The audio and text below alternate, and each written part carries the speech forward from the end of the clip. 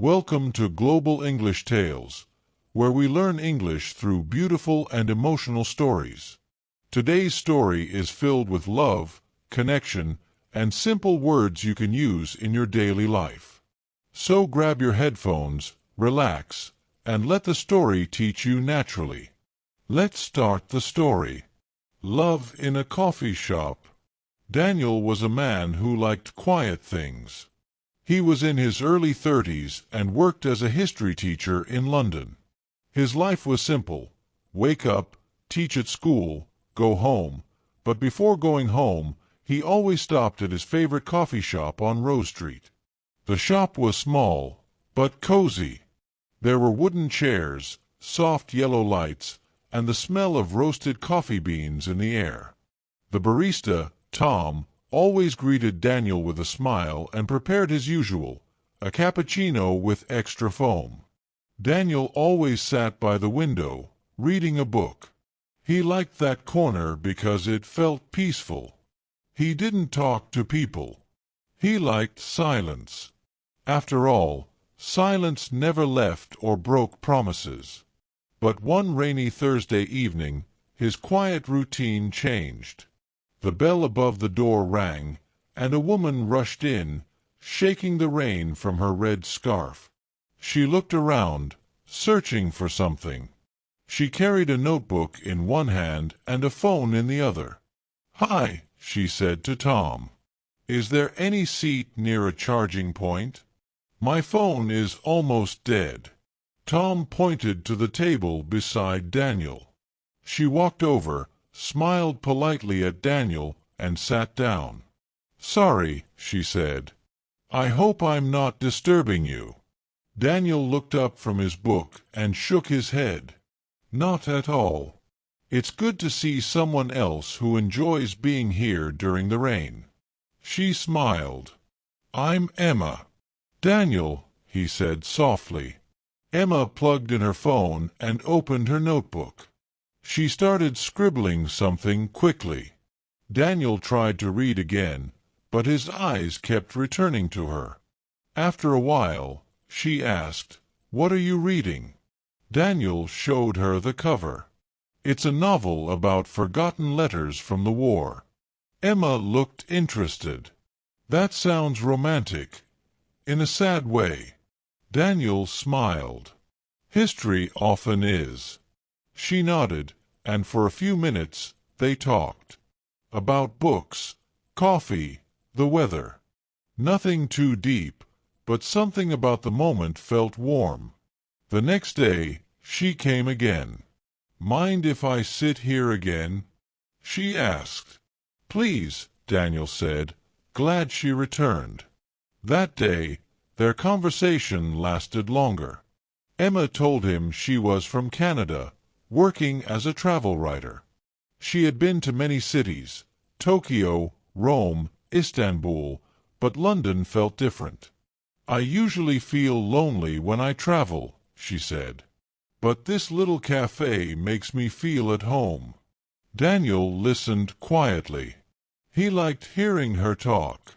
Over the next few days, Emma returned again and again. It became a habit.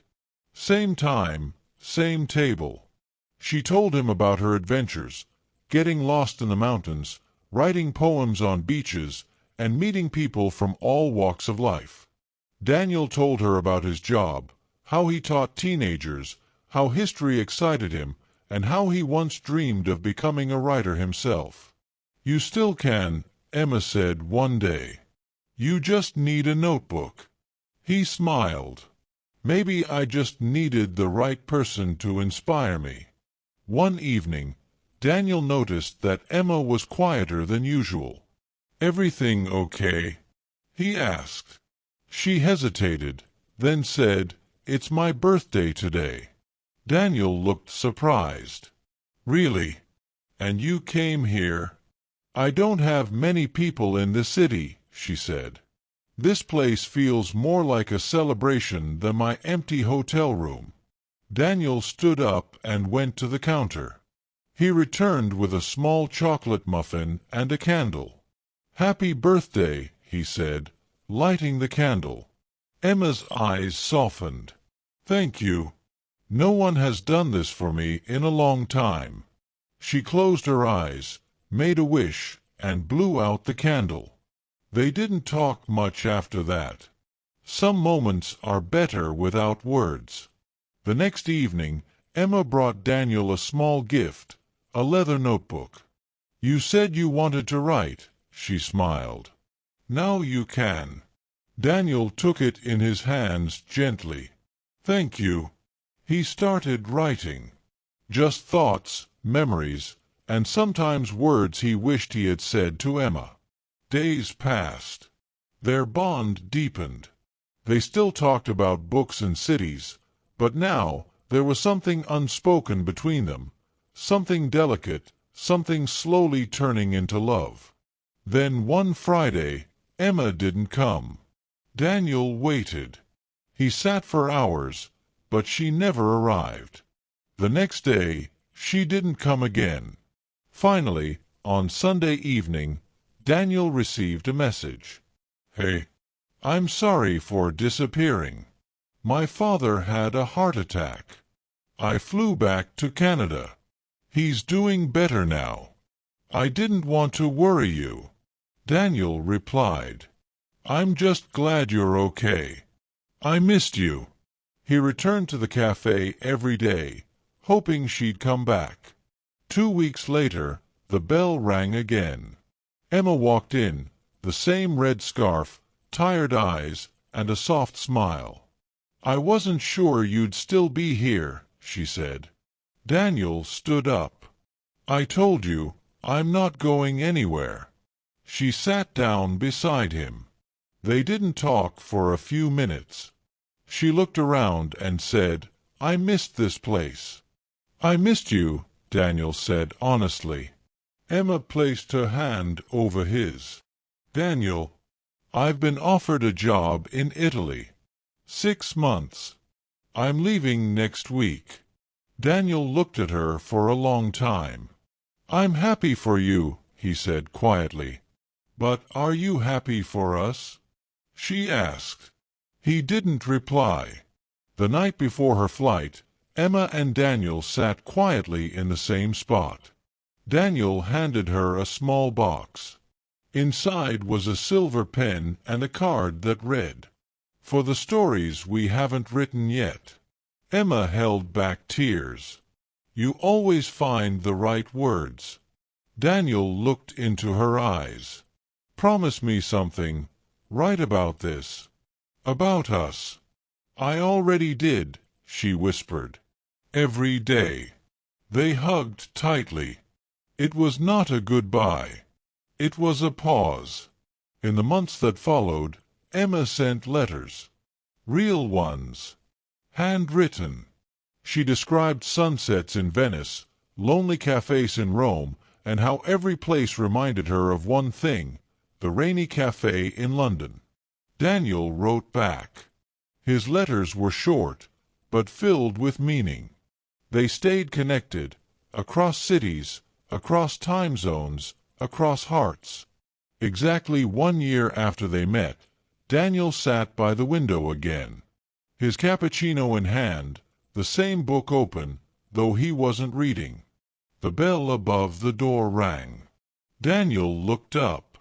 Emma stood there, same red scarf, same smile, and a small leather notebook in her hand. She walked to the table and placed the notebook in front of him. It was full. "Every page is about you," she said. "Every story, every line." Daniel smiled.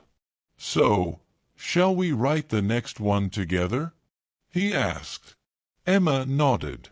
"Let's begin. Now it's your turn. Let's revise a few words from the story. Cozy, warm and comfortable. Scribble, to write quickly. Habit, something you do regularly. Hesitate, to pause before doing something. Delicate, soft, gentle, or fragile. Try using each word in your own sentence. You can also leave a comment below with your answers. I'll check them for you. If you enjoyed this story and learned something new, don't forget to like, share, and subscribe to Global English Tales. We post new English learning stories every day, romantic, funny, emotional, and easy to understand. Let's make English learning beautiful, one story at a time. Thanks for watching. See you in the next video.